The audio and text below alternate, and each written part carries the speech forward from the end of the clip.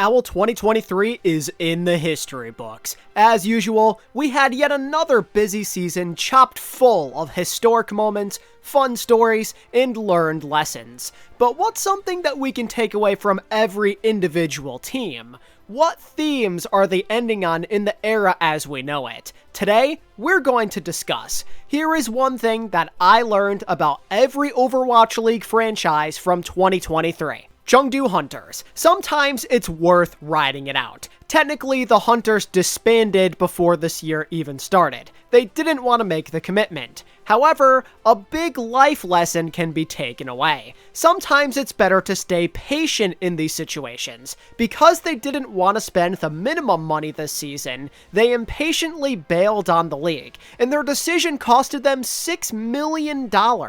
Take what the Hunters did and apply it to life.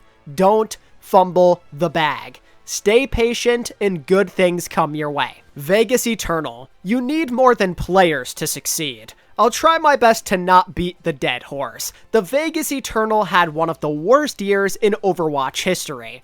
The third team to go winless, a horrible roster at the start, and awful management. I mean, it took them more than half a season to even get to a map 5 for crying out loud. At least the 2018 Dragons did that twice in Stage 1. It's genuinely sad how ugly the Vegas situation was. Management failed to assemble the right team at the start, and they made the environment very toxic apparently, and there's just no feasible way to win a game when the odds are so heavily stacked against you like that. Some of the players were not good, yes, but they weren't exactly put in a favorable position to win. You've gotta take care of your team. If you don't have any brains behind the operation, you're destined to fail. And the result was one of the most insulting performances we've ever laid eyes on. Everybody in charge of Vegas should feel great shame. This was a dumpster fire. LA Valiant. Hard work can overcome the odds. A team with no help managed to not go winless this year.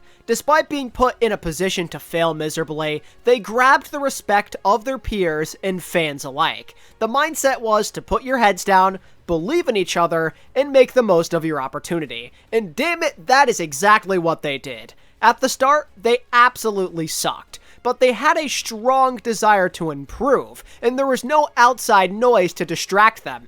Vegas. Nothing but hard work and determination to do better. The Valiant are an example of what it looks like to put in the hours. The fact that they did something at all is more than enough to say that this season was not a failure. It says a lot when their peers genuinely respected them. I mean, they had one of the most exciting games of the season for crying out loud.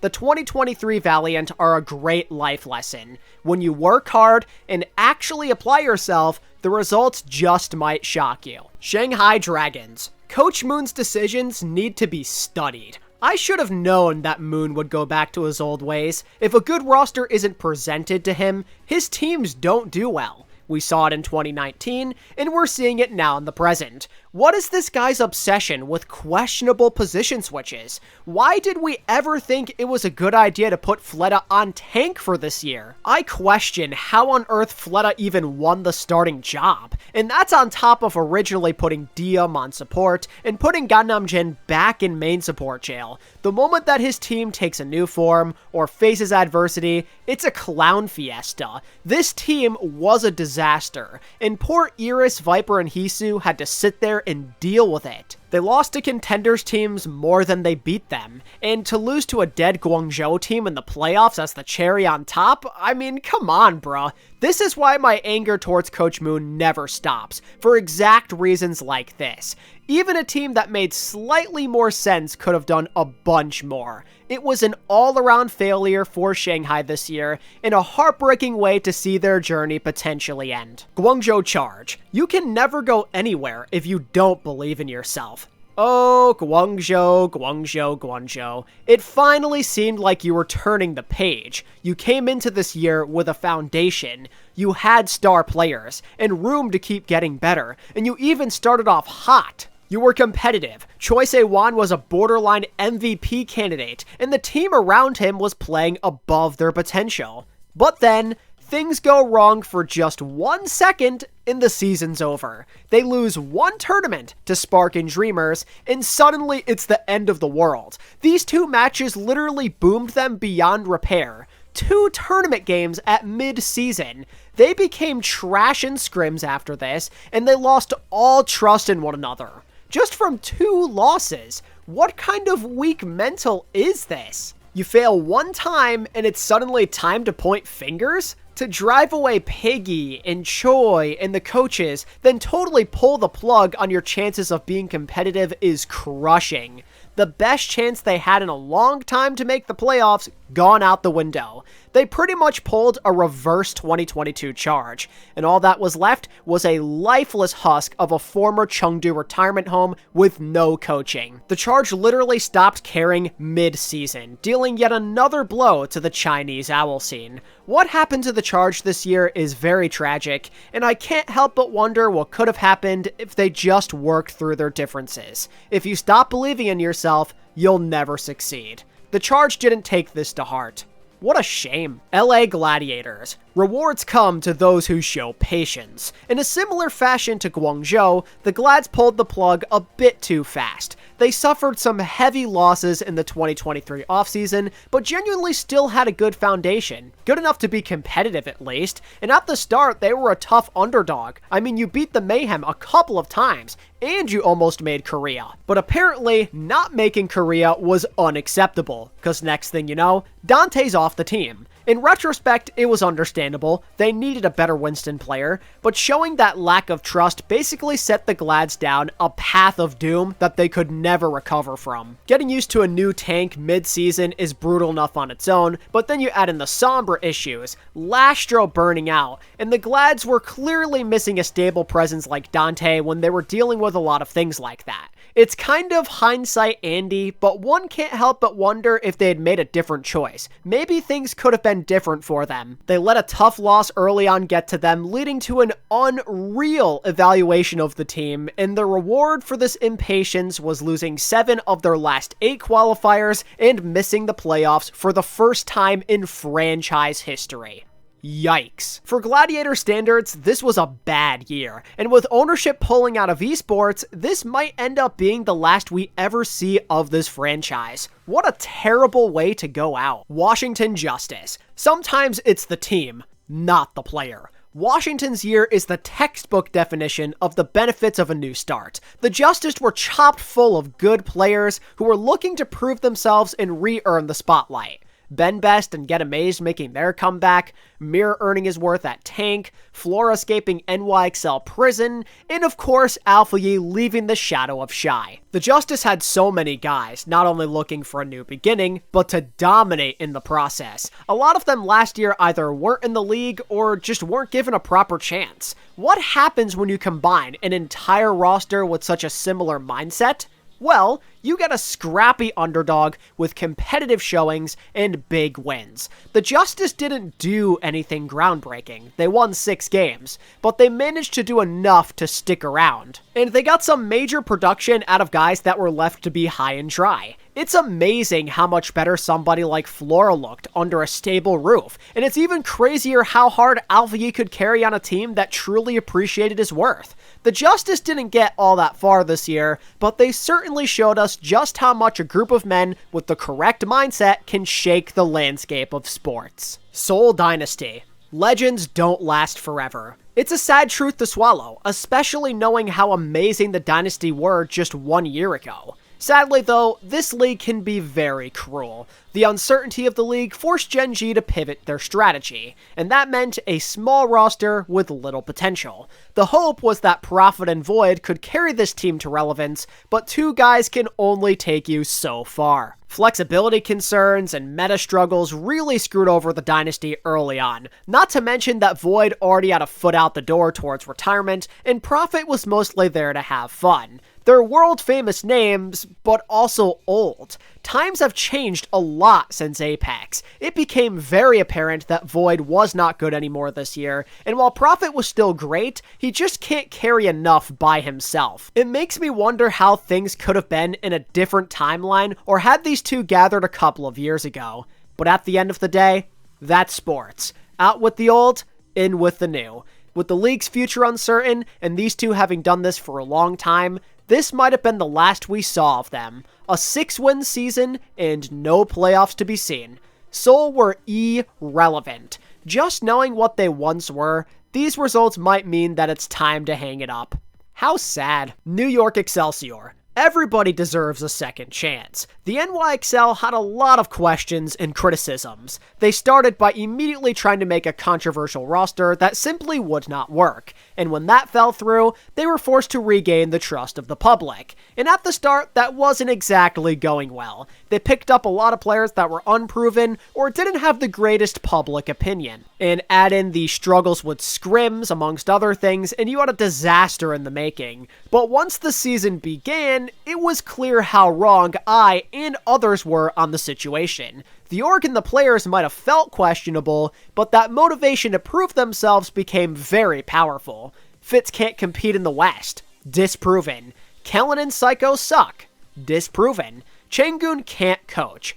Disproven. Looks can be deceiving. Sometimes you just need a chance to start over, as you don't know what went on behind closed doors. NYXL as an org showed us why giving second chances to players can be very worth it. If you give up too soon, you might miss out on something special. They may not have won any playoff games this year, but it's still the best year NYXL's had in years, and it came off the back of trust and a group of guys eager to prove themselves.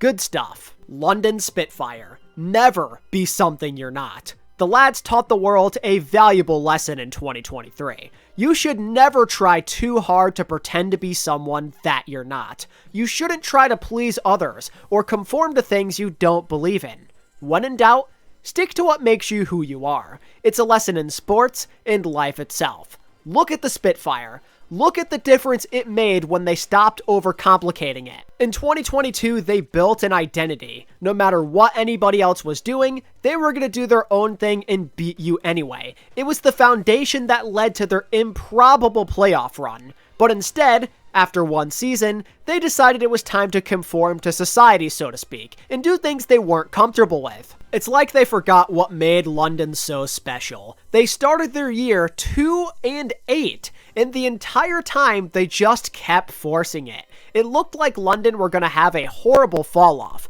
so in an act of desperation, they went back to what they knew. They played their silly little Rheincoms against their silly little opponents, and the results came immediately. How about dropping only one more qualifier the rest of the regular season, followed by a playoff berth and eliminating the Atlanta Reign? And it all started because they chose to play up to comfort rather than forcing a struggle. This is something that any struggling team should always do. It won't necessarily work, but it's better than doing nothing at all. At least you can say you tried, right? And every once in a while, you get something special like London, who hits it big. Never try to be something that you're not. Stick to your gut, and good things will happen. San Francisco Shock. Everyone's bound to miss eventually.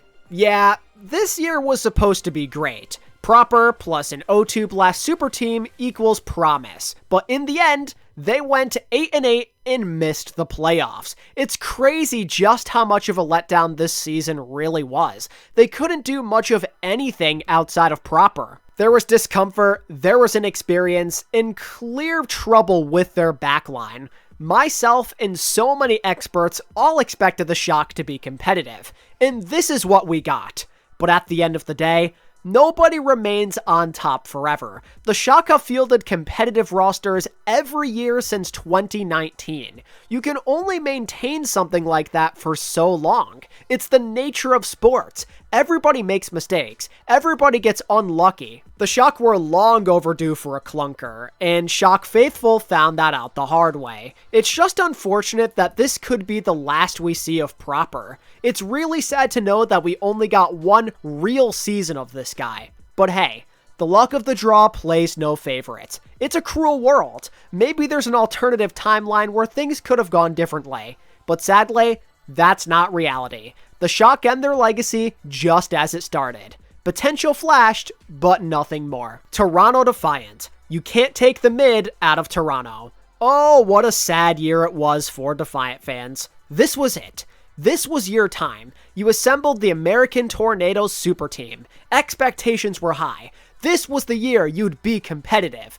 But sadly, we all failed to remember what franchise we're talking about. It's an unwritten rule for Defiant to be average or mid. You have so much promise, you have so much hype, and then you start by laying an egg this year. But then you say, you know what, we can still turn this around. We know what we gotta do. So the roster changes come through. You get a better meta that fits your style. You go on a hot streak, and you even have a chance of making the playoffs in front of your home crowd. Everything seems right in the world. But again, it's Toronto. In typical fashion, you collapse in the final hour and basically accomplish nothing. This team had top 5 in the West and playoff contender goals in mind. And on paper, they should have been good enough to achieve that. But as the old trend goes, Toronto are bound to mediocrity and disappointment. 9-7, followed by 12-12, followed by 8-8. Never change, guys. Never change. Vancouver Titans. Never underestimate a pack of misfits. In 2023, the Titans had one goal. Prove your worth. This entire team had a chip on their shoulders. You had the Boston Outcast in Punk, Crimzo, and Faith. Sugar Free, who needed to show that he wasn't just a distant memory in a legendary prodigy. And let's not forget their late season acquisition Heesang, a shock reject. This entire roster had something to prove. And when you combine a group of guys like this, it can lead to something special. And the Titans are no exception. A top 5 record in the West and a respectable team with many incredible storylines is gonna do that. There was revenge, big wins, competitive sets, and most importantly, 5 guys who proved their worth to the rest of the world. The Titans might have missed the playoffs, but the vindication of their roster is truly incredible. Sugar Free lived up to 5 years worth of hype. Heesang redeemed himself. Faith had one of the league's most improved seasons, and Crimzo and Punk showed why they deserved another shot. Sometimes that can feel just as good, if not better than a trophy. The self-fulfillment was next level, and I couldn't be happier for these guys. Great job. Dallas Fuel. Good backlines mean everything. Dallas had a bizarre season. They won a championship, they're feeling pretty good, but they basically had no position to defend it. Losing a Hall of Fame backline and Fearless is gonna do that. The Fearless thing hurt at the start, but it wasn't that big of a deal. I think Dallas did okay for themselves since they made the playoffs and all. That's all good and well. But without Chio and Fielder, they never quite felt like they were in the race. I think Bliss overall was pretty good, but he's no Chio, and obviously going from Fielder to MCD is crazy. It always seemed like Dallas were a couple steps behind, and it starts with not having that stable backline presence to enable Hanbin and to make the DPS play better. And let's be honest, Edison and Sparkle really needed that this year, as they most certainly had a down year. Having a good support line was arguably the most important thing this year, and Dallas were just lacking that. And without that ability to have that glue that holds the team together, they lacked substance. The year went about as you'd expect it to, but one can't help but wonder if it could have gone even better under some different circumstances. The spotlight was nice while it lasted,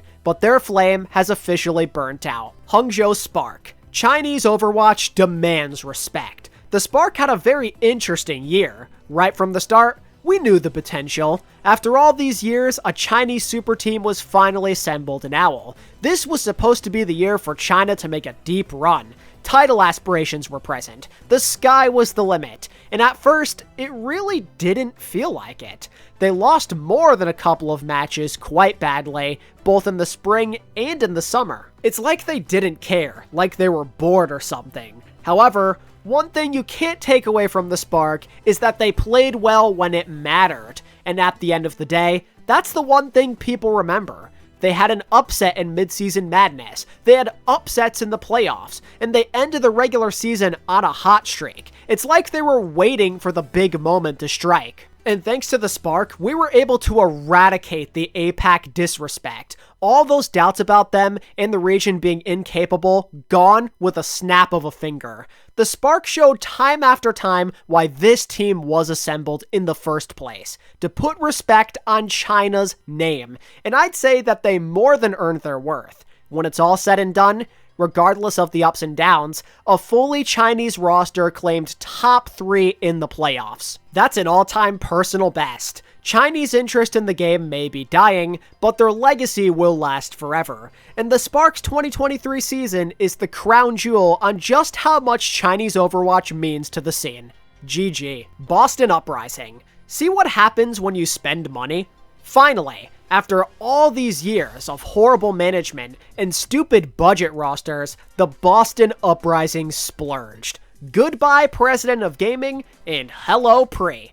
Boston, from an organizational standpoint, actually felt like they wanted to win for once, and the result was a veteran super team full of champions, and basically were guaranteed good results. It started a little rough around the edges, but that's the season. That stuff happens. And Boston were very easily able to persevere. They never quite made it to the top level, but they were always right there. Always competitive. Everyone doing their share. This Boston team was composed, and they banded together to try and win another ring, and to get to K at least one in his career. These old men weren't satisfied, and it shows. Winning a playoff game, a top 4 finish in the playoffs, a 68% win percentage, all franchise records. They failed to make the grand finals, yes, but I think that's okay. It took 4 painful years of bad products and mediocrity, but Boston fans finally once again got rewarded for supporting this team.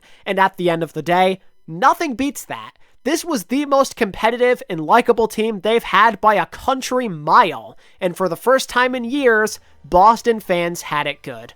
Dreams really do come true. Seoul Infernal. The small stuff can only get you so far. Infernal fans were teased quite a bit this year. The team itself showed great consistency across the board. An easy playoff berth, the top record in the East. That's pretty nice. I mean, most games, you'd argue they were quite dominant. They lost like a couple of games all season in the East. It often seemed like they were better than what APAC had to offer. But anytime they had an opportunity to show why, they crumbled like a Chips Ahoy cookie. This team never showed up for LAN, not a single time. They're the equivalent of the early 2010s Bengals. Consistent, but never good when needed. Infernal had a lot of cool stuff, like Fixa and Mag and their redemption arcs, and the team generally played well. But their season lacks substance. By no means was it a bad year, but I don't know if it's one you'll remember. They just didn't do anything. It's sad to say, but that's the cold hard truth. Houston Outlaws. Everyone's time comes eventually. Well, Outlaws fans, you finally did it. After 6 years, you made the finals. In fact, you made 2 if you count mid-season madness. The Outlaws have never seen second place in their entire lifetime, so that itself is a W. Houston built one of the most stacked teams of all time, and I'd say they made the most of it based on the results. They were a title contender right from the start, and they pulled off a bunch of records. The only sucky thing for them is that they never truly had a chance of getting the gold. They were on a collision course, unfortunately, with 2 teams that were literally unstoppable. There's just not much you can do there. Any other team would have gotten blown out too. It's very unlucky, especially knowing that a team of this stature could have been more. But that doesn't really mean that they disappointed or anything. The Outlaws actually hit expectations with flying colors. They were expected to be a title contender. Never quite number 1, but they were up there. And they also had MVP level seasons. You had a cool rise to superstardom with Happy, and they ended up having a year for the history books. They played hard, they showed up, and they gave Outlaws fans a consistent product, arguably for the first time ever. For a team that's been around since the beginning, that has to be a major sigh of relief. It sucks to not win it all with this kind of roster, but this season was a resounding success and an excellent reward to any Outlaws fan that never gave up hope. That's a W in my book. Atlanta Reign. It's not how you start, but how you finish. Reminiscent to 2018 New York Excelsior, the Atlanta Reign fell victim to a historic start that saw them peak too early. The Reign were the best team in the league for a solid 66% plus of the year. They had the best start to a season that we've ever seen, arguably, and sometimes they felt unstoppable. We've seen dominance like this very few times in history. 4 MVP level players, the Rookie of the Year. They basically had everything. But the moment the meta became less reliant on Dive and Sombra, and they had to get out of their comfort zone, things got harder.